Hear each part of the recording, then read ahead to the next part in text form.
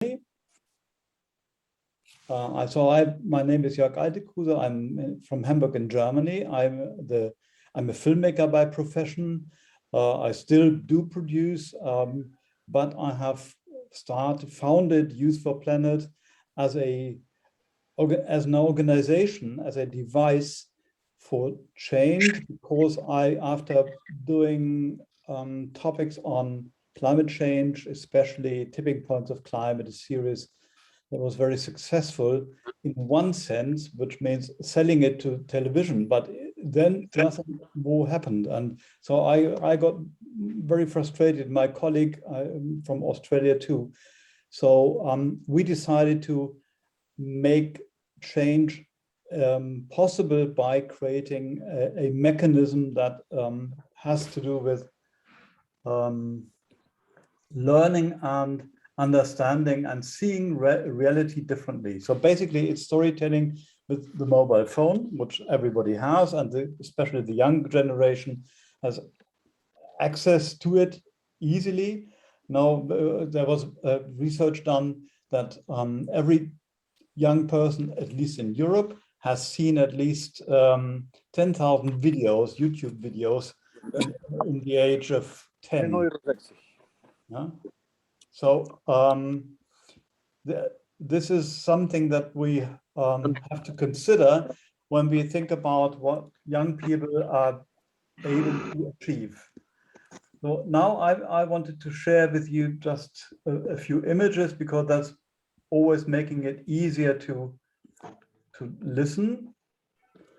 So the power of storytelling has to do with the SDGs. That, 6 years ago, actually, the SDGs were installed by all countries on this planet as the so-called global goals, and the global goals are now a standard of what people try to achieve. There's some it could even go further, some people say, but for now it's something that is hovering there in the future, and we are looking at it and we are trying to get there. And when I work towards the climate conference, I can see this hovering in the background still. So this is something very important. And you see this little sign here, the colors of the different goals, 17 goals altogether. They are a symbol of hope, especially for young people. So why am I saying that? So when you see the demonstrations of Fridays for Future out in the street, this is a girl that was there. She wrote "panic" on her head. And I said, well, we have to turn that around. Don't panic. Like the famous saying by Douglas Adams, don't panic means, whatever happens, it can be so big, like destroying a planet. Don't panic, there will be something happening afterwards. So by telling our young people there was something coming afterwards, we are creating hope.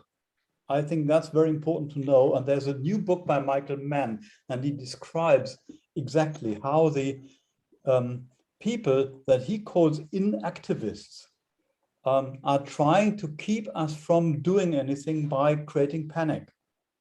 So that's very important to know, that all the fossil fuel companies, for example, they are trying to make us inactive by creating panic. And what John Paul does, empowering citizens to do something, is exactly the opposite. So it is very important to continue that kind of work. This girl is exactly saying that. I met her some weeks ago in Berlin. She was just sitting in the street and she says, I have anxieties about inhumane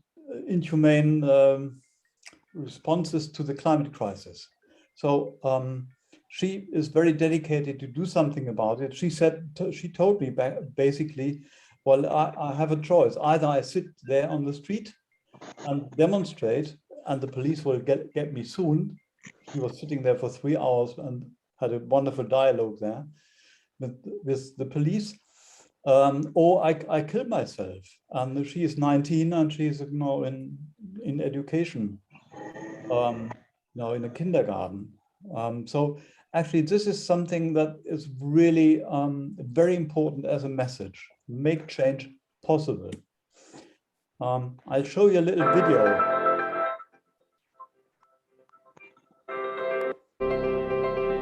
People usually say, yeah, my sound is not great.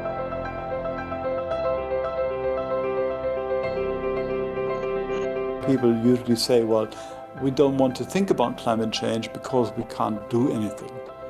Yes, we can do something, and this optimism of the young generation is exactly what we need. My name is Jörg Altekruse. I'm a filmmaker by profession, and I've made films about climate change, and we went to every continent and broadcasted in 60 countries, and the effect was almost zero. So we knew as filmmakers and campaigners something different has to be done. This is how Youth for Planet started. This generation knows how to communicate, how to make films, how to take photos with electronic devices and smartphones. To give you an example how successful we work, we went into a school in Hamburg and inspired kids in the age group of 10 to 14 to start a film process and find a topic.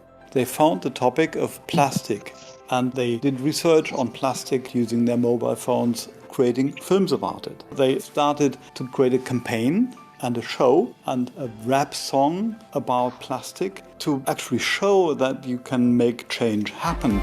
Plastik, dick, dick, dick, du bist Gift für die ganze Welt. Es gibt keinen Platz zum Leben in einer Plastikwelt. They produced their own organic cotton bags as an alternative. Now they're dreaming of planting this idea out to actually make it a movement. Becoming more and more powerful, the more dots and places you're connecting to make it successful on a larger scale. We can find global solutions to global challenges. And that's what we actually need. Zeit, was zu ändern, welchen Weg willst du gehen? Drehst du weiter oder bleibst du einfach stehen? Es ist Zeit, was zu ändern, welchen Weg willst du einschlagen? Die Zukunft sehen oder deinen Kopf eingraben? So that was a bit of history, and now we have a present, and the present is that we create a kind of education system that is now implanted into the Luxembourgish education system. We are working there with the Ministry of Environment and the Minister of Education.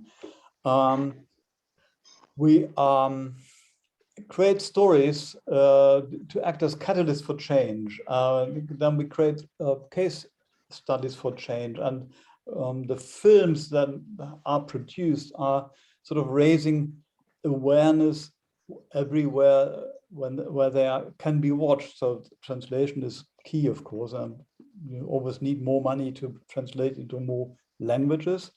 But I tell you soon more, what we have started and is empowering more and more young people to become part of this, especially now in connection with the climate conference in Glasgow ahead in November this year.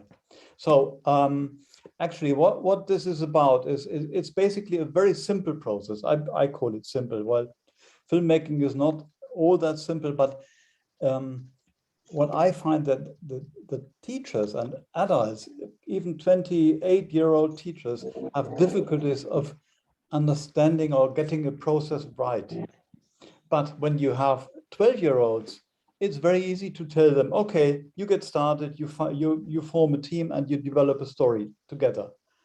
They say, okay, we sit together, and suddenly within 10 minutes they have an idea, or many ideas probably.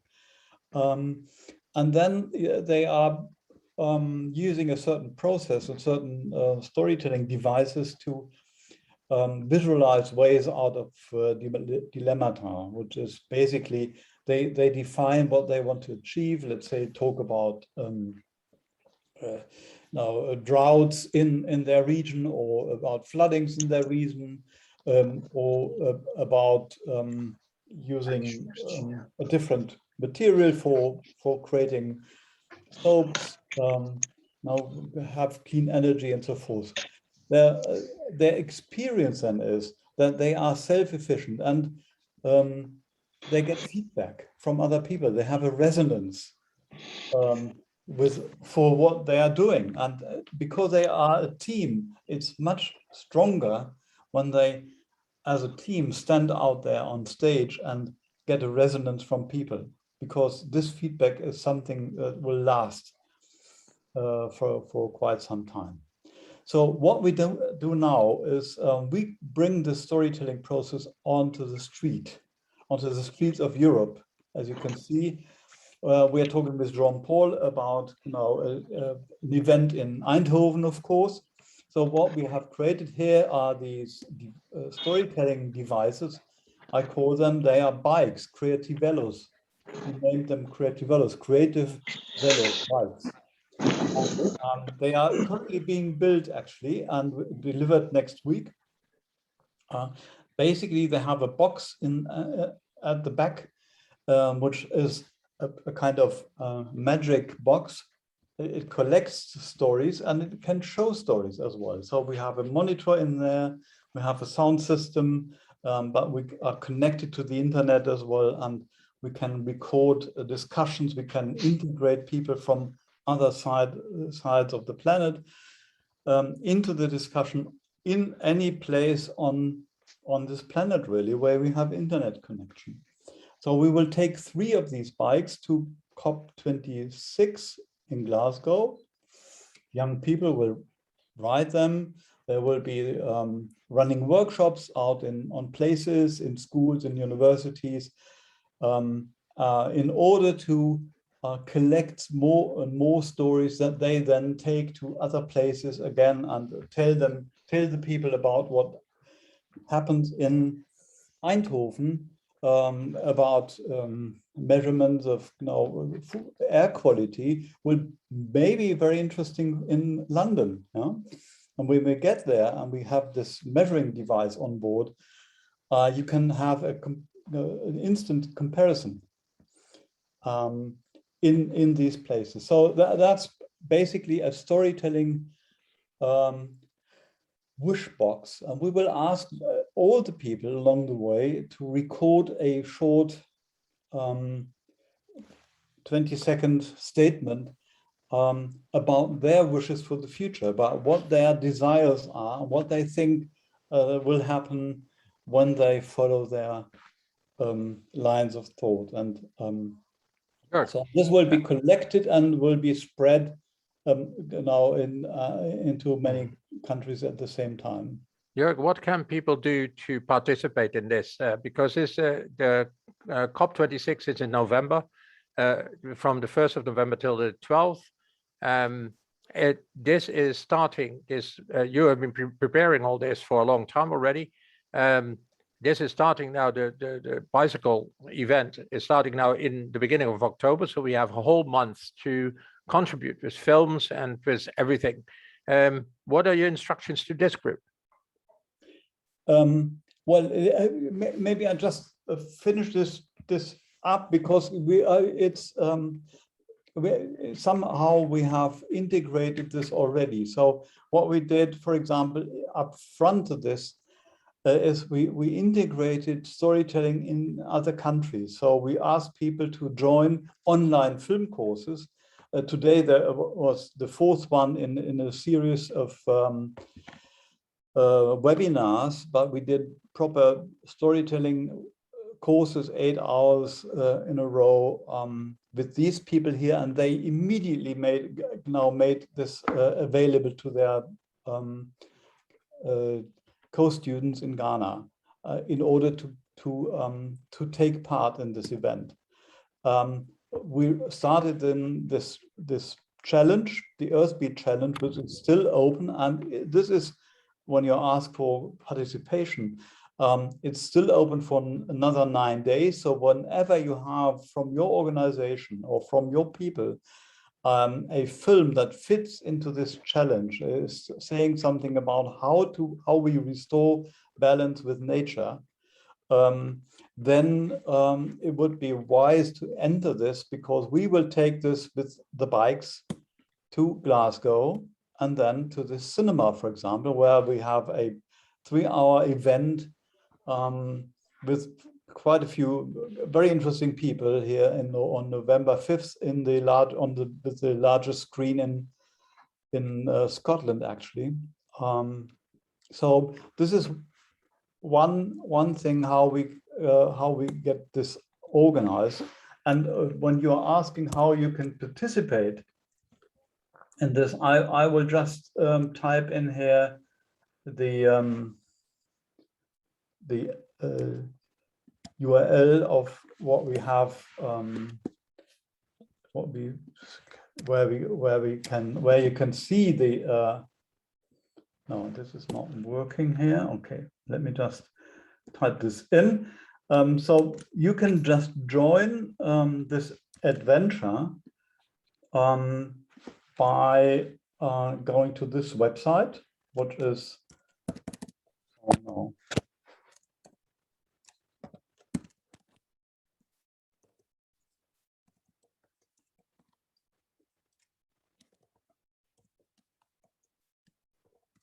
So that's one website, and the other one is something that will be deployed on the bike, and at the moment they are linked. So that's just vertivelo.bike, and there you find the information, and and then we have something else that is interesting to know. That is an app, and the app is called Just Youth for Planet. This app is in both app stores already. The new version that we will use for this adventure here will be out by the beginning of October, probably 8th or 9th of October, and then can be used to participate. So you will have a map in the app where the bikes are.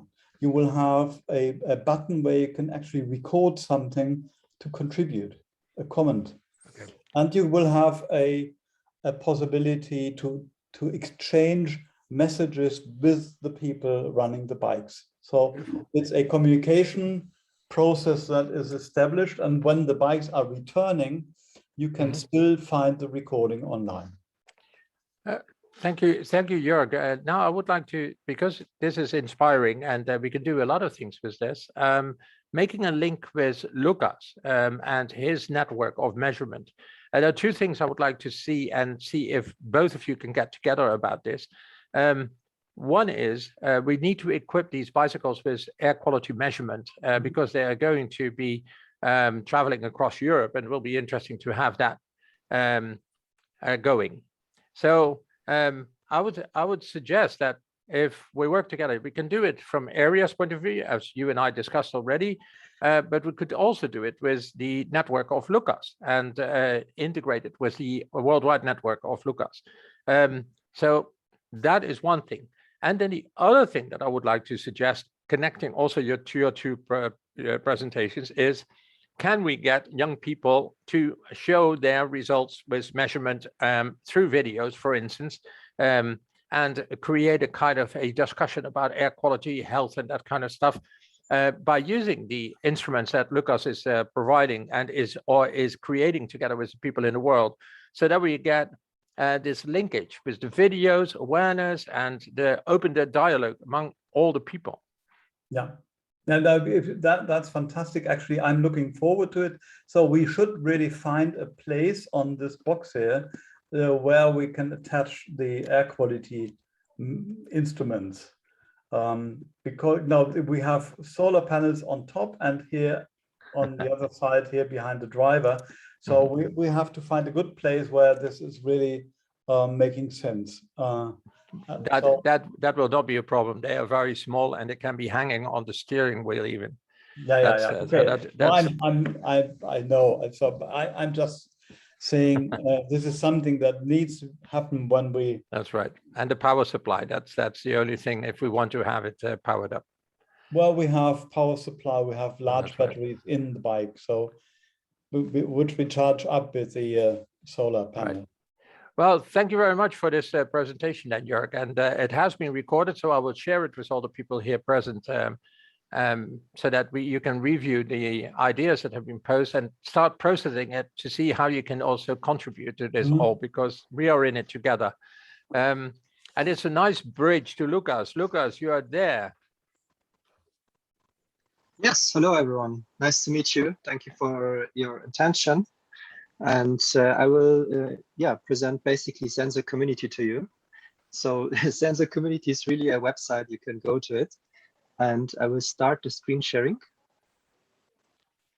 Lukas, have you also heard the suggestions that we made to connect you and the initiative of Jörg? Not really. It's like I'm not very familiar to their activities.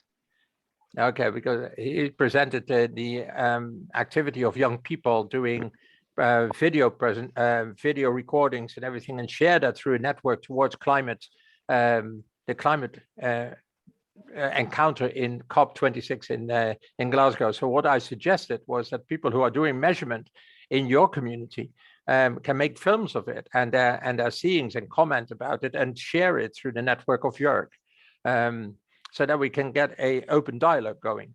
But anyway, you do your presentation first, and then we can maybe still get into some kind of a discussion. Okay, good. So yeah, hello everyone. My name is Lukas Mocek. Just here to represent a global network. It's named Sensor.community. And everything started like 6 years ago in South Germany, in Stuttgart, where we had in the newspapers articles writing that the official measurement stations had very, very high values. And the situation was even compared with cities like Beijing or Shanghai, so cities in China. And 2 years prior to these articles, I was living in both of the cities each 1 year. So it was really crazy to be compared with a city that is more than 30 million inhabitants. And yeah, I remembered how the station was there. So citizen in Stuttgart, all they wanted was a visualization, a map, basically a website where you can go and where you can see the values, how the situation is now. And based on that, you can make your decisions. Sounds very easy. And this is what is the outcome out of this initial thoughts. So we are Sensor Community, which is by definition is a contributors-driven global sensor network that creates open environmental data. And our mission is to inspire and enrich people's lives by offering a platform for the collective curiosity in nature that is genuine, joyful, and positive. So this is basically our statement, what you can see on the website. And if we go to the top two guides, you can see we have the air guide and the noise guide. Let's open the air guide. And here it is. So that is a step-by-step guide, how to connect basically these three elements. On this picture, you see on the left side, the square, this is the little sensor. On the right side, the little longer black part, that is a mini computer that's basically running the firmware, the operating system that makes everything alive. It's doing the measurements and connects over Wi-Fi to the internet, to our server. And on this little device, our software runs. And beside that, there is a small other sensor that is measuring temperature, humidity, relative humidity, and pressure. And basically, this is it. So there are three electronic parts, and the fourth part is like the specific cable that you just plug in and it connects. So there is no other tool required. And that's basically all you need. And material costs, it all depends where online you get it. In every country, there is a different provider, different shop.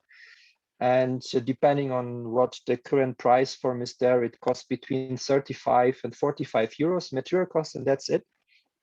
Once you go through this step-by-step guide, you see what parts to buy. You see, based on your system, if you have Windows, Mac OS, or Linux, how to get the software on your device. And then here is how to connect the cables and how to assemble it. And then that's basically it. And at the end, all you put together into a case. In Germany, we have like for 30 cents in the Baumarkt a pipe where you put it in, and then it's protected against rain. And you can place it outdoor, and it is constantly measuring. So every 2.5 minutes, this device wakes up, the ventilator turns on, it sucks in a little bit of air through the tube. In the chamber, there is a laser beam, send it out, and it measures based on the reflections of the little particles what comes back, and is creating this into impulses. So it's like signals that the little computer can detect and create a value, connects through the internet to our server, and gives us like the situation on a local base. And that was the initial idea, to start a network for one city in South Germany where we are living, in Stuttgart, for 300 of such devices. And then this happened. So it didn't stay in the city, but people shared that they liked how it worked. And they also wanted to buy one sensor and measure where they live, where the kindergarten is of the children, where the places where the work is of their family or friends. And they shared it, the idea, and the website, and they built all the sensors.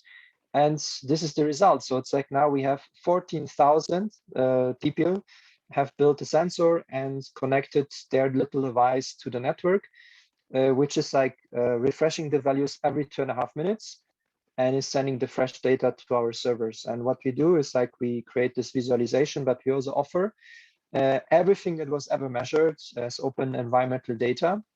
So now I zoomed in into Stuttgart Center, and I will click on one of the tiles. Now it displays me how many sensors are in this tile. This one is close to the main train station. It's one sensor. I click on the number of the sensor, and now another window pops up. And it's another server is activated. It now takes the data of the last 24 hours and is creating a nice graph. So it will show me not only the value, which is like now currently in color, but it will also display me the values up and downs of the last 24 hours. Based on my internet connection, it takes some time. Now it's loading, I see. And this is what you can do basically. So it's like it's a global network which is placed in 70 countries with 14,000 endpoints. Here it is, the values you see over the last 24 hours of the particles in the air of PM 2.5 and PM 10. And it's refreshing every 2.5 minutes. So that's a game changer, because when you take the official measurement stations, which we have in Stuttgart, 2 larger ones and 2 smaller ones, and compared to our network of over 800 of our sensors, the sensors in the city have daily values. So it's like you see how the situation was over a day, or some of them are providing you values over an hour. And our network provides you refreshed values every 2.5 minutes. So on the bottom left, you can also select between the values of PM 2.5 and PM 10. You can also have the temperature situation being displayed. For this, perhaps it's more attractive when I zoom out on European level. You can see Italy is a little bit warmer than north of Germany, of course. And we have also like the relative humidity values, and we have the pressure values. And we have also like another network with sensors that is measuring noise. Not that many sensors, but you see it's already active in multiple countries. So it's an international project as well, as picked up by the community, and they very much like it. So they measure noise on local level. And you can also see like the community pins. So for example, here you see some community pins in Brussels. They are citizen or initiatives groups that contacted us, and then they said, okay, we want to be visible. Can you display our information so that others can contact us? It's currently based on my internet connection. I hope you can all hear me. Seems that my internet is not, the refresh rate is not that high. No, it's okay. You can see it. Okay. So, and this is the website of RIVM, which is like the official health and environmental ministry in the Netherlands. And this is a new website that is in English, and they also write all the aspects that they have generated a data portal. Very nice. And what they did is that they took the whole open environmental data of sensor community and have integrated it into their data portal. So that is when we talk about the historical data, the archive, right? So that's one very important part, because scientists like to download this data and work with it, which is very important to do. Also for future prediction models, right? So it's like also analyze what happened in the past, what happened 2 years ago, last week, last month. So that's a very important part, and they did it. And here's the website where it's stated. On the other side, Sensor Community also has an API, which is like a connector. That means what comes in goes out, and RIVM is using it with its data portal. So what you send as a, let's say, Dutch citizen to the Sensor network, Sensor Community network, it goes immediately into the data portal of RIVM, and they also display the values on their map. Another point is also that they refer Sensor Community to citizen when they, for example, contact them and say, hey, I'm from a very little village or a small city, and there is currently no official measurement station. And then they check in their papers and see, okay, maybe in the foreseen future, in the next few months or half a year, we do not plan to set up like station, an official station in your close to you, because that's like, yeah, like a shipping size container is very big, it's expensive, it costs a lot of maintenance, it cannot be everywhere. But you can become as a citizen like part of Sensor Community with, like, if you pay 35 or 45 euro material costs, you can order the parts. You can see on the website of Sensor Community, go through the step-by-step guide, how to connect it, how to register, where your location is, and how to contribute on a continuous data stream to the global sensor network. And then also this data is being used by RIVM for their analysis of measurements on a national level. But as well, they are starting here, you can see sensors and modeling, that they are doing it in the Fairmont group. The Fairmont group is very interesting, is set up by Joint Research Center, and there is the working group number 6, where Joost from RIVM is the lead. And what they do is that they take the whole Sensor Community data and comparing it when it's close enough to the official measurement station. So they basically put a layer above each other, and then they analyze how close or how far away it is in comparison with like weather impact, like winds direction and so on, which is very important because they understand the dynamics of the situation even better and on larger scale. And once they let us present our network to their working group, we then found out what they do, and we found it very interesting. So here, maybe it's also like the Fairmont groups. It's like I will share all the links in the chat as well. So Fairmont, Joint Research Center, European Commission, Europe.eu. Here you see the activities described. And here is the working group number 6 with the local sensors. So that's a very great honor, basically, to participate in this group, and that they are using also our sensors, our data. And the point is that it resulted in the outcome that we created another map, which is this one. Here is the global view. I will zoom in. And just to describe you, the blue dots are positions, locations of official measurement stations. The red dots are from Sensor Community. You see, we started in Germany. We are now active in providing everything in 24 languages since recently. So we took up like also in countries like Spain, France, Italy, UK is very strong now, Bulgaria, Romania is growing, Poland is very active, and even a lot in Russia. And recently also like more and more communities are building in the US.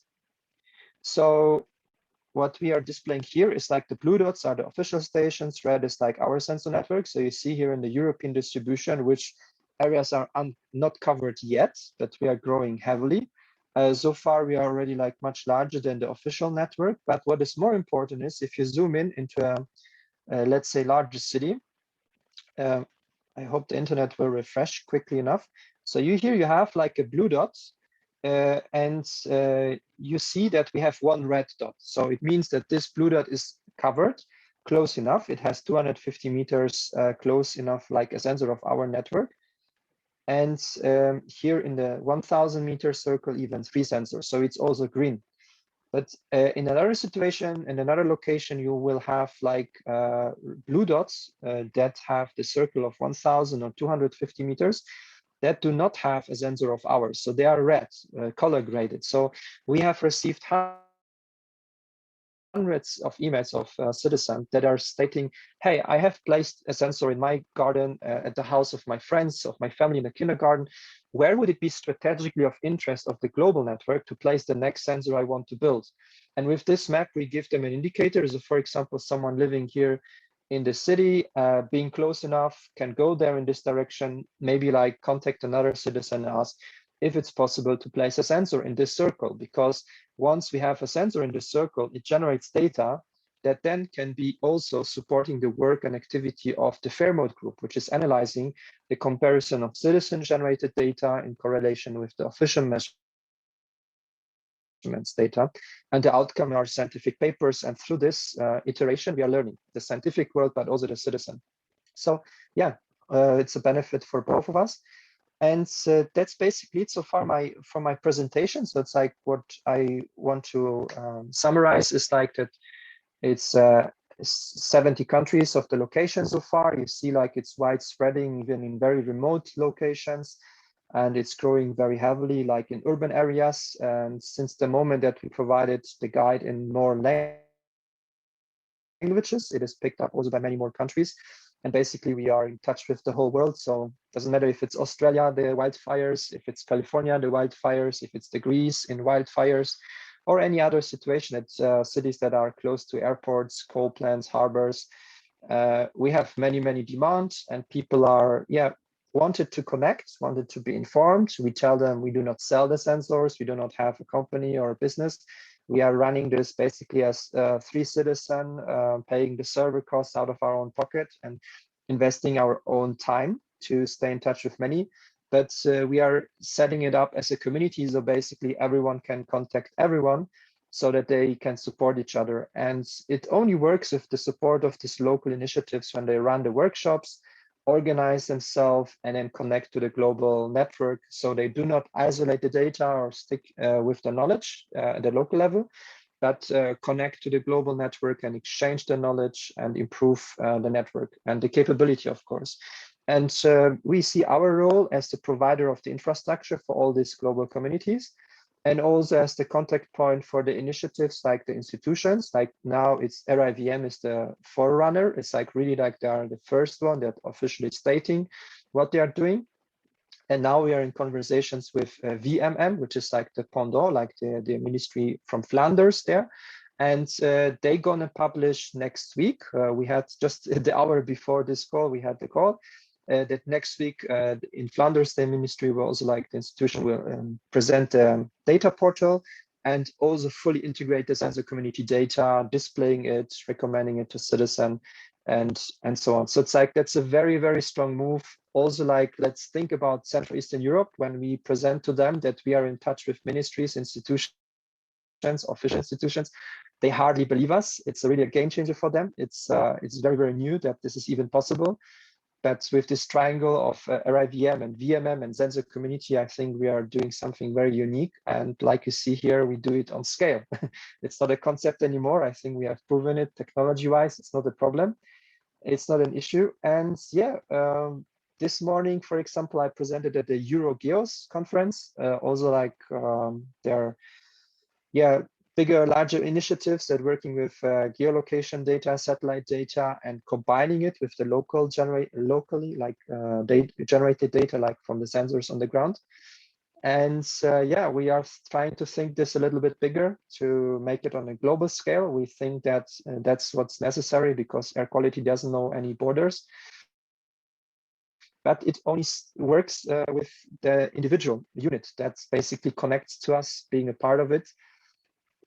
And yeah, I hope you have great questions. Challenge me. I'm looking forward to answer them. And thank you very much for your time and attention.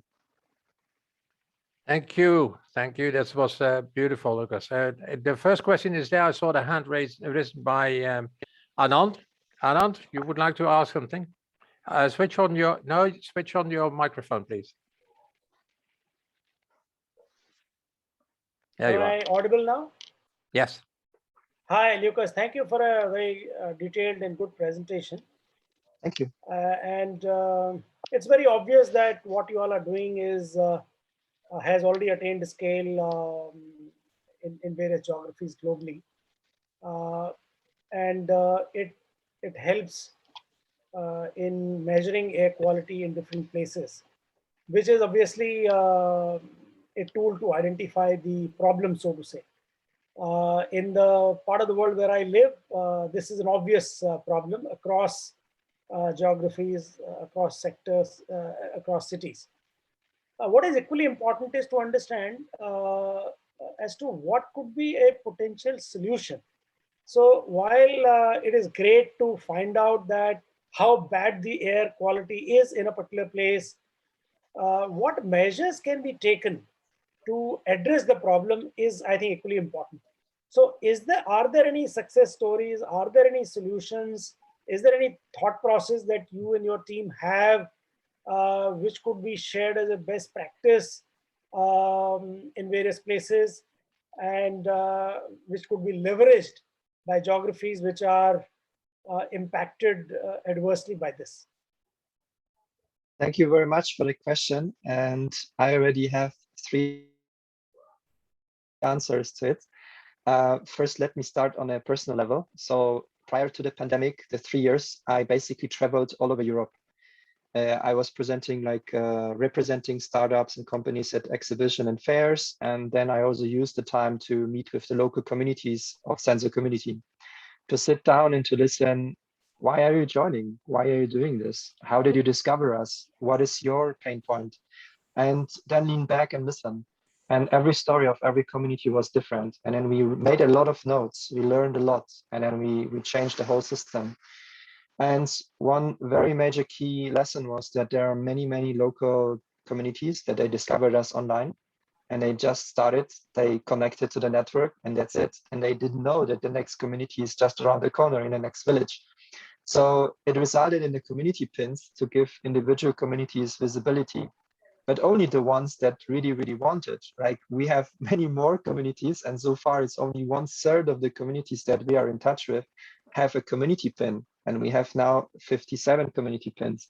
A pin means that you open on maps.sensor.community and you see on one of the pins, it can be in Toulouse, in Paris, in Berlin, and you click on it, and then you have the contact details, and you see, oh, there is a signal group, there is an email I can write to, and I can write it in Italian, I can write it in French, I can write it in German or English.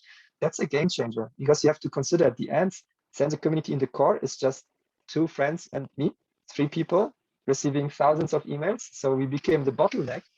And now that people wrote us in different languages, so we had to translate it with people.com. It was very funny, but it was great. But we became the bottleneck to redirect them. And now we had all these years of experience, and we learned how to set up a system that we can now offer in 24 languages, many languages that we do not even speak, but that the community has supported us to translate it and support it. So more and more communities can do exactly the same what happened in this German city, that they can set it up by themselves. They know how to organize, they can become part of the network. And that's what's happening now. So I have calls in the morning with Chile and USA, Mexico, later on then with Africa, then with Greece, then a new community in Russia. So we meet people, very interesting people, journalists, scientists, activists, citizens, that say, I want to build one sensor, or I have a group of people, I want to build several sensors. Or like now initiatives that in Paris, for example, they have a newsletter with thousands of people interested in air quality. They discovered us, and they are installing currently 500 sensors in Paris. Another group is installing 200 sensors in Rennes, in Normandy of northern France. Another one, 200 in the south. So very soon we're going to have 900 sensors more in France. One project set up in around Groningen, based on University Groningen in the north of Netherlands. I think 800 sensors in less than 3 months, right? So we have this like individual success stories, that one person contacting us.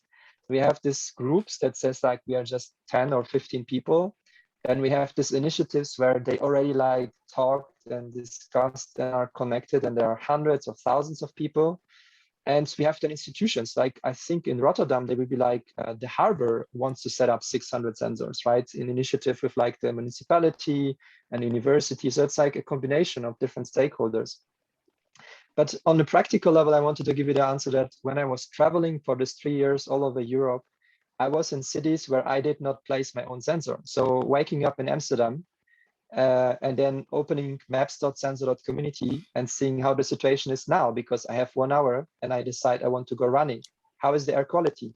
Can I go in this park or should I go in the other? So it's a very practical solution and has impact on my life. And I thank the people in Amsterdam that they set up a sensor, because I could benefit from them generating the data, visualizing it, and me seeing the results, and based on that, making decisions. On a different scale, we have also situations that in Ukraine, it's a great success story. There is a group that has different elements, and sensor community data was just providing one element of many. And then they run a campaign, and it resulted that the main energy provider, which has a very large power plant close to the contract with double-digit million amounts of euros to invest in the next couple of years for renovation and filtration of the facility. So that's very large, and we could provide our Absolutely, part. Lukas. I would And like to yes. respond on your enthusiastic and powerful speech, because there is one guy in the middle, and he hasn't yet spoken a word, and I have introduced him. His name is Hans Benjamins, and he has got a direct link to both Maastricht University as well as Brussels. And this is the very first time he got acquainted with this network.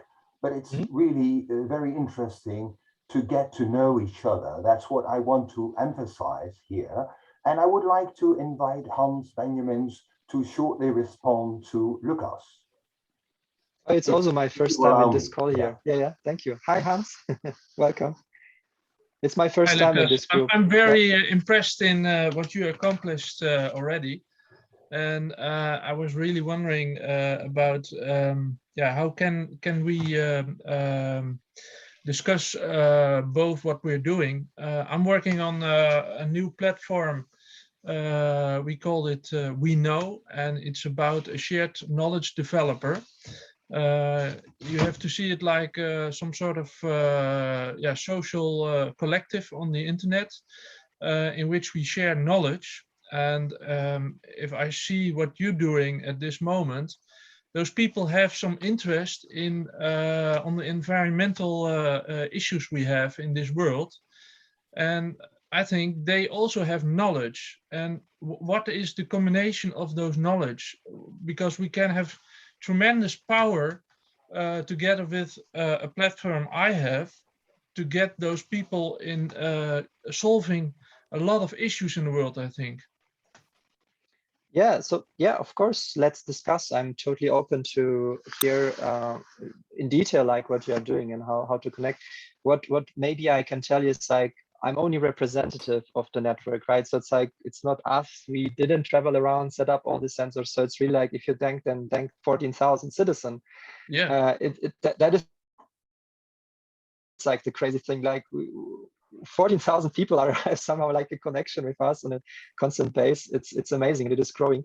The thing is that when we set it up like with sensor community, we identified what are we doing, and of course our backgrounds are engineers, of course. So we talk about tech, right? So it's like how to connect cables, how to make everything more efficient. But then we also realized that we have a sensor network, which is like hardware and software, but at the end it is just 5% of our energy and time that goes into that, because we have proven that it works. We do not make major changes. We make improvements, incremental over time, and we are doing it since 6 years. Yeah. And we have proven that it is working on scale.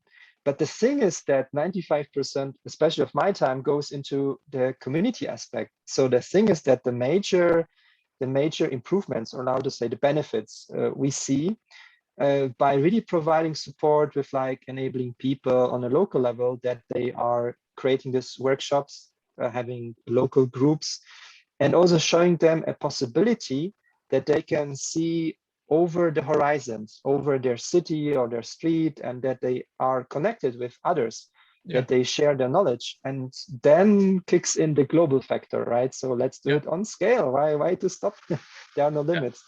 So yeah, and basically we are running like also like community tools, how they can communicate. We show it to them, and people are so careful. They contact us and they think they need to ask us for permission. That's not the case. Everything is open source. Everything is open data. You just like click the button, find out where you can buy this sensors, because we do not have a company. We are not having a business model. We have a social model, right? We support the communities with the infrastructure and connect the people.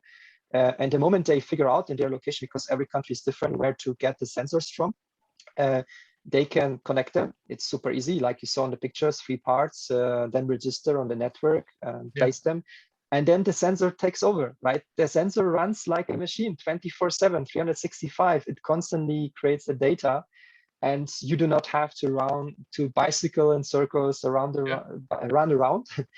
So that's a wonderful thing, and you can switch from being the one building a sensor towards having interest in working with the data. So the ultimate and what I'm also interested goal is yeah. the people behind the sensor, the knowledge they have.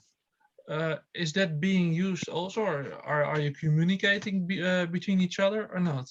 Yes, not every sensor, let's say, owner, not every sensor owner communicates with every sensor owner, right? So there is a privacy layer. So you can connect this individual, and we strictly separate the privacy data that we have from you. It's a different database. It's GDPR conform. Everything is strictly separated, and we run it on German servers in Frankfurt. So it's like that's the most important thing for us. So this is how everything started. And then comes like the group in between. So it's like we have 3 people in the core that basically is like the face and the touch points. We have the 14,000 people that installed the sensor, and it's hanging at their location. And in between, there is a group of, let's say, 250 people, I would say, that supports us with like code, infrastructure, communication, workshops. So that is like a support group around us. And then you have another layer that's the maps.sensor.community is integrated as an iframe into other websites. So that is seen by 10,000 and hundreds of thousands of people. So you see 3, 250, 14,000, 100,000. So, and everybody has its role. Well, very interesting, Lukas, and Hans, to see you both communicate. And I think it might be good to do the further communication jointly and perhaps report on your joint conclusions the next time we get together. Is that a good point? Because the group is a bit too large to get into more detail, but it's very good that you get to know each other more thoroughly. Well, that's the whole idea. I think that's a good idea. All right. Thank you, Rob, for the introduction, and Hans for the initiative. The thing is indeed that we, the whole idea is obviously to get into a healthy type of environment altogether, and that we become aware, making visible the invisible. Thank you, Lukas, for this intervention. Is there anybody else who wants to ask a question to Lukas? I myself, what is the impact on the system people, like the politicians and the people everything that you're doing, Lukas? You are shaking up everything, I suppose. Yeah, the result is mixed up. From one side, very positive, to on the other side, we make some people very angry, of course, because there is this wonderful machine, which is like called European Commission, and they love to fund initiatives with 2.2 million euros and give them 3-year time to install 10 sensors, 10. And what we have done with currently 14,000 sensors had a budget in the last 6 years of 0, right? So it's like 0. And but if you would like to run a professional campaign and say like let's say, take this 2 million euros of such an European Commission funded project, and you would divide it by this, let's say 50 euros maximum, like no sensor will cost like this, but let's be really like at the top limits. That is the material cost of the device, right? So it's like just you order it, and that would result into 40,000 sensors. So the network, the community that we have, if you would pay, let's say, the manufacturer this money and tell them they have just to distribute at the locations where the people will pick it up, we have the network in place that they can be installed in the next few weeks. So that is the demand. So currently the network of 14,000, if you multiply it by, let's say, 50 euros, it's like around 700,000 euros that have been invested by citizens to make this network operational. And there was no overhead costs, like no platform that was paid, no crowdfunding costs, right? Really zero. So yeah, of course, there are people that say on one side amazing because they love to work with the data, but people that make a lot of money by trying to, I do not like this expression, but they really say it that way, they organize citizen, right? So it's like it's mind-boggling. I can't understand it, but they see their business like a little bit in danger. So they have bad blood and a little bit bad words. But yeah, we have to live with it. Like we saw our local need in Stuttgart. We have solved that so far. We exceeded our goal of 300 by far. We have more than 800. But the focus switched. So it's like the moment we had the touch from all over the world, and we had to translate it into so many languages, and we had to adopt it by so many cultures and so many local needs and so many local situations. That is the pure fun. So we met a lot of interesting people, and we continuously evolve, develop, improve. Beautiful. So that is what is keeping us going. Now I would like to bridge again, as I did before, your initiative and Jörg's initiative. I have the impression that you have not really followed the presentation of Jörg, Lukas. And he is doing exactly the same as you're doing, but he is visualizing things through cameras, with getting the people to pick up the mobile phone and show what they're doing from a climate perspective, or show these kind of things. What would be the idea to send a message across to you, your network, and introduce our effort towards COP26, showing the power of citizens networks like yours and Jörg's combined, getting the people to make videos about what they measure, how enthusiastic about what decisions they're making locally to go running into one direction or another direction, or to influence their family, or to not turn on the barbecue or whatever, to make these kind of videos and share them through the network of Jörg. So honestly, I have to express it when I hear COP. I think, okay, it's number 26. How many more do they need to really get active? I'm more like seeing it in a practical way. I think it's a nice holiday. Yeah, but that's not the point, Lukas. It's a nice holiday event, but no, it's not. You see it different from what I see there. It's just a step on a ladder. It's nothing more than that, but that's an important step. And all this measuring is fine, but you need to connect the dots. And I think what we do with young people is create a learning network. And this learning network, so for example, we did in the city of Luxembourg, we did a survey with the scientists, and he brought his measurement instruments, and so 70 students measured air quality in the city of Luxembourg in different places. And one part of the students learned how to make a film about it. And so they made 3 films about different places there, and how they actually presented the results of what they found to the mayor of the city. So that she could say, okay, in this part of the city, we have still a problem, or in this part, we can sort of keep everything running like it is. So it's by using their film, they started a communication, and I think that's the next level. Now, measuring is fine, but you need to bring it to a political or interactive level in order to achieve something more than just science. I think that's exactly what we are organizing. What I want to. Sorry, Lukas. I want to. Yeah, I think you felt triggered, but I didn't meant you. I said like the COP. No. Yeah. Let me add to this. I agree with Lukas. They needed 26. When in 1992, it was all governments. They're taking care of, trying to take care of things and everything, and reacting to the Club of Rome and the Club of Budapest and do these kind of things, but from a systems reality.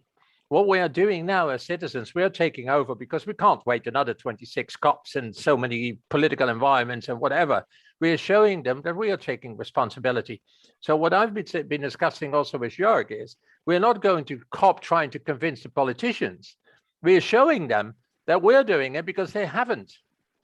And that's it. We are doing it, and you are doing it with your network. And you've been able, with zero budget, without the billions they have been spending on, I don't know what kind of things, you've managed to mobilize the world. Jörg is mobilizing the whole community of young people in awareness and everything, with their cameras in their hands.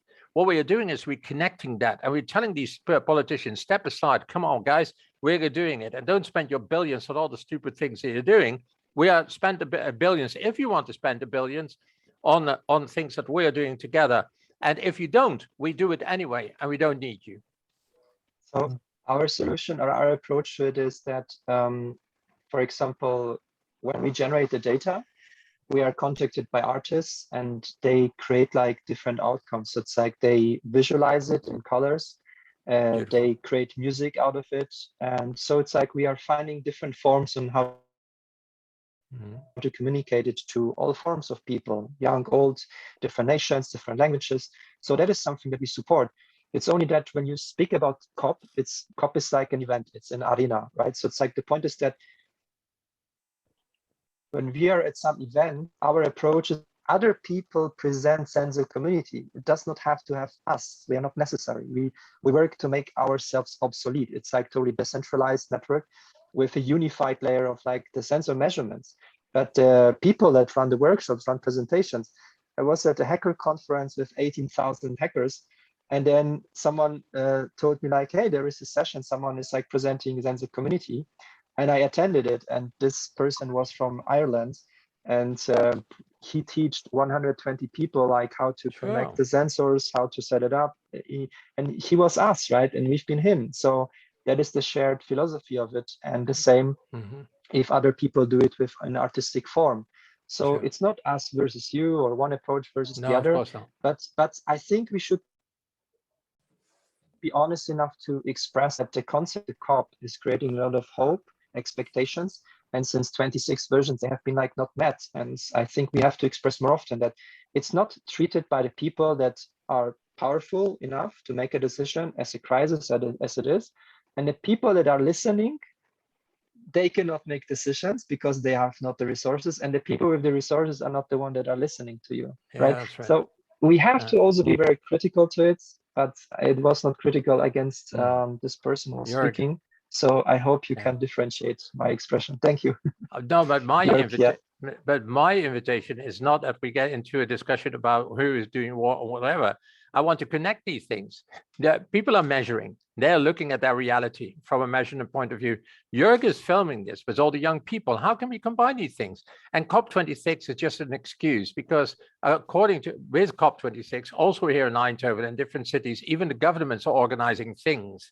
So we hook up with all kind of platforms that are being discussion platforms which are happening, but we are showing our citizens movement. This whole session today is about the power of our citizens working together. The next dot on the horizon that we have is Ukpemek Okon, who is present here also, who is organizing a peace festival, a singing festival in Nigeria in the middle of next year. And we are going to unite with that. And we're going to connect with that, because how can we have peace if we are worried about our health, if we are worried about wars and all these kind of things? We're working on it together, that we are willing and able to connect with each other in a positive way, like you are doing, Jörg and Lukas, but Ukpemek is doing from a peace perspective. So it's not only the thing, it's like, how do we connect this? We are very different initiatives into a coherent ecosystem, which is humankind driven. Farah wants to say something on Heiner, because I see a hand raised. Heiner, I think, but your name is Farah. Yes, I moved. Oh, you moved. And I have many identities. You see, I'm a surveyor. I measure since more than 50 years. And I was in all these processes. And the last 8 years, we looked around citizen sciences, how to involve the people, and not just do climate and social, but really develop in the process of Rio 92, the common frames of references. So I think all of you provide important elements, pieces of the puzzle. My thing is to bring the measurements together, to bring the compartments together. And I'm not going to introduce myself, but I have to leave. I enjoyed the session. I would like to learn more about the silent people in the room. Maybe Jean-Paul, you can arrange for that. I have to leave very soon, and I'm helping and working with Jörg, and feel the COP is only one thing, and climate is just a little thing. There is health, there is social, there is water, there are so many other compartments, and to bring that together, that is my work. Yep, and my work.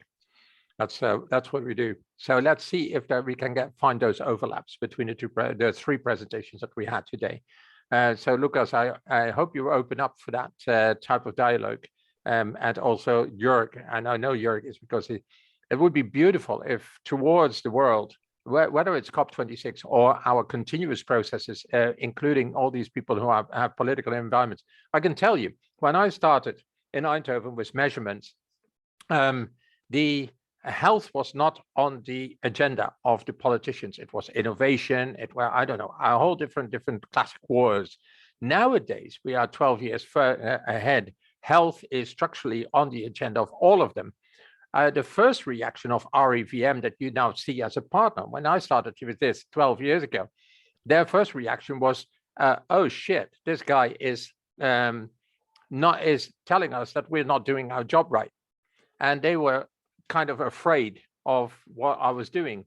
Then they started their own process, and their process was a transformation process, and they started to join the whole initiative, and they become partners, which is a beautiful thing. So it is, we have to also be aware that by showing us and by showing all the efforts of these citizens, we are creating a major impact in the world, also in the political systems, which in the beginning, they were all in a hierarchy, but now they realize that they are not a hierarchy anymore. We are human beings are taking over. I see a few hands. I see the hand of Mike. Mike, you want to say something? I have to unmute and just open the flap here to make myself visual. So I'm really astonished about the level of connecting worldwide is discussed in this round. I was invited, don't know why, but I stumbled over your name and thought it interesting. I'm doing health and safety for 25 years now, up to global level for the renewable industry. And I see the needs also of connecting health and connecting people worldwide on the environment and health things. So I'm really impressed, and I would say thank you all of you three for the presentations. It was very impressive. And maybe I can step in and do my bit in several circumstances. Thanks a lot, guys. Where are you located, Mike? I'm in Hamburg. Hallo an die Schwabe übrigens, die da unten rumgammeln und das in Stuttgart erfunden haben. Okay? Sorry, that was a German. Ja, sicher. Alles. All right. Thank you, Mike, for that intervention. Yeah. Anybody else want to say something? Paul, you are busy here in the Netherlands, and you are just about setting up your network in your city quarter. Hello, I'm Paul Spekkers, and we are investigating to measure in the environment. We are very near to some industry, and we would like to know what's going on. So I found through the Dutch RIVM site, I found the open sensor community. So that was very good for me. And I have one question left. of two questions. One is what I find is that it's very difficult to do the last step of finding a community which I can create the sensors and put it at the houses, and we have to involve the neighborhood, and I find it very difficult to achieve it. Maybe you have some ideas which might help. Where do you live? Where do you live? Eindhoven. Yeah, there is a network of just 800 sensors set up like recently in less than 3 months. So it is community pin. Can you write me an email and I will redirect you to them if you can find it on the maps. So there is, and in Netherlands and Belgium, we have basically many groups. So it's like you can get in touch with all of them. You just click on the pin. Yeah. I only found a pin in near Utrecht and one in Belgium, so maybe it's not accessible for me. No, it's I don't look right. Okay, but I put it in the chat. I put my mail in the chat. Community. Yeah. Okay. And the other question is another sort of question. What I see mostly now are sensors of PM 2.5 and 10 and or sounds. And are there any initiatives, for example, on measuring benzene or polyaromatics evolving? So in an open sensor community? Yes, so it's like, so there are different approaches. The thing is, we have limitations of resources and time, right? So as we have zero support from any initiative or like institution. So we do everything with our own time and free time. And you can guess that we have many emails in the inbox. So that is limiting us to roll it out. But so multiple answers. One is the firmware itself supports already multiple air quality sensors, right? So it's like many more. The point is that we communicate only this one specific, so the people have easier choice to, they basically out of whatever we, of what we support, this is the best choice, right? Based on the analysis of the institutions, not us. The institutions, they have bought 40 different, the other one 35 different, they have checked it, and they say the SDS-11 is for this, what we want to measure, the best solution. So that is what we promote. The firmware supports already others. So if you connect another one, it would work to measure air quality. The next point is if you go to another field, SAM community is set up to measure in the future many more elements.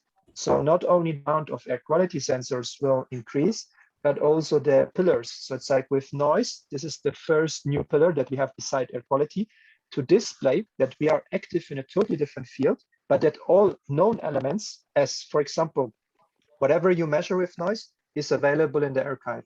Whatever you measure now is available through the API. Whatever you measure is visualized on the map, right? So it's like all the elements we walked through and that it worked. We are also already supporting another third network, which is not so much public, that is measuring radiation, but the radiation community is already very active, very established. They do not need this like bottom up like support from zero to something, right? So with the noise, it was really the noise community came to us on a noise conference and said, we see what you did with the air quality. You have transformed the communication style. You are not doing it in a negative way or everything is dark and with radioactive signs, but positive. And you just say it how it is.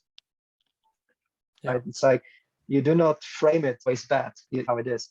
So we need the same with the noise. And we had a development on learning with this second pillar, but sensor community is set up to have in the future many more. The thing is that, like we said, we cannot do everything at the same moment. So scaling up the massive, integrating with the institution work, having so many requests from journalists and artists, scientists, students, to cover this all we had to set up priorities. So we said, instead of opening up like many more parallel networks, we continue the improvement on what exists now. But we definitely have the interest of in adding more type of sensors in the future. It is also, Paul, it's also very complex to measure certain gases and everything, like we have seen with NO2 and those kind of things, that the quality of the measurements is always lagging behind. So I can imagine that benzene, ammoniac, and all these kind of things are always in the interest, but you'll get into a different type of measurement area. So yeah, I think that what Lukas is presenting is really a network of communication, and that whatever is reliable enough to be present on that network will be on that network. Certainly, it's a matter of time, and it goes very fast. If I can see it in 6 years' time, this has been established. What will be in the next 6 time? It seems to be an exponential curve. But maybe here I can also bring in the element of like sharing the workload, because the thing is that the integration of the noise sensor is not being done by us. The point is that we had several different teams working on noise measurements.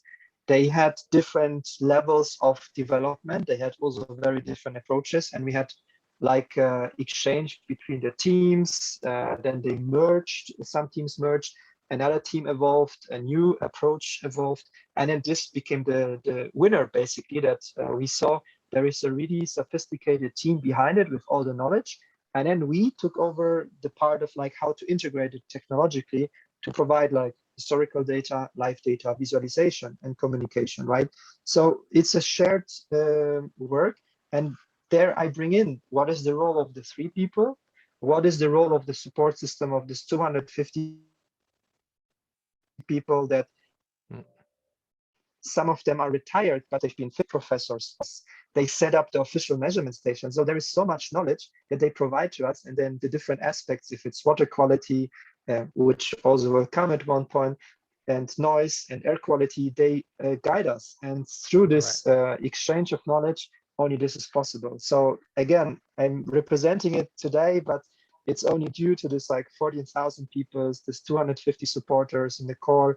It's like many more people and many more hands involved. That's the essence of co-creation, Lukas. That's how we work. Nobody is the chief. We do it together, and if everybody believes in it, then we can co-create this better world altogether. That's the message here. I would like to round off because we are already overshooting with nearly 40 minutes our time. I personally have no limits to the time, but I can imagine that other people have other things to do. I'm very grateful, Lukas and Jörg, for your presentations. I hope also that the suggestion to connect, because we still have the option of hanging some measurement equipment on the equipment of Jörg, the bicycles, the 3 bicycles that need to be equipped. I can take care of that, but it would also be nice that Lukas take care of that, because then it will be in the network itself. You have a bunch of bicycles going there. Anyway, it's something to think about for the next few minutes. What I would like to do is invite everybody on a weekly basis. I will share my presentation, Mike. Yes, indeed, I will do that. Thank you for reminding that to me. I have to see if I can find all the email addresses of the people who have joined here, because many have joined through LinkedIn. So see how that works. But every week on the Tuesday at 4 o'clock, the time that we started today, we come together to discuss about this in a general perspective. It's not only about air quality, it's about core values. It's air quality, but also water, about everything. And then the main thing is that we, out of this gathering, we establish projects that we can do together. And once we have a project, then we take it out of this gathering and we make it something specific, so that those people who want to be part of the project become part of the project. Those who don't want to be part of the project remain in the general discussion, and everybody else, of course, too. So that is the whole idea. This is what we call dynamic clustering. That is exactly what Lukas and Jörg is doing. Dynamic clustering of the people who are interested in these kind of things and want to put in their effort, whether it's professional or personal, doesn't matter. Whether it's political or not, it doesn't matter, because we're all human beings, and as human beings, we want to share that responsibility. It's not about the functions, it is about our sense of responsibility. Well, that is what I would like to share with you, and a positive invitation. I see that. Okay, thank you very much. If anybody else wants to receive the presentation, then Hans has shared his email address. Those who have not, Mike, for instance, could you share your email address too? Because the presentation I can then share with you. And I will also post on the Sustainocracy blog the recordings that we have done today, so that you can review this on your leisure time. Thank you very much, Mike. That is it from my point of view. Is there any last remark from anybody? Thank you very much. I'm really interested in follow these meetings in the near future. Beautiful. Thank you, Hans. Thank you. Jaime from Mexico. I'm smart. I see that you have a bright sunshine there. Beautiful. Yeah, hi, Jean-Paul. Excellent presentations today. Very, very interesting. The three of them, yours and the other two. Great. Right. Good to see you here. Anand from India, all the other side of the world. Great to have seen you here. I hope you can do something with it in Mumbai. We already know each other now for about 10 years. And I certainly hope we can get to establish our foothold over there from a citizens' participation point of view. Sure. Right. So, Jean, thank you very much for the opportunity. And I need to be a little more in touch with the group, which I will endeavor to do. And as we go along, hopefully we'll be able to create something here. Fantastic. Thank you very much. All right, everybody. This is it. Thank you, Lukas. Thank you, Jörg, for your presentations. And hope to see you next week, Tuesday. Thank you. Look forward. Bye for now. Thank you all. Bye-bye. See you. Bye-bye. Thanks a lot. Bye-bye.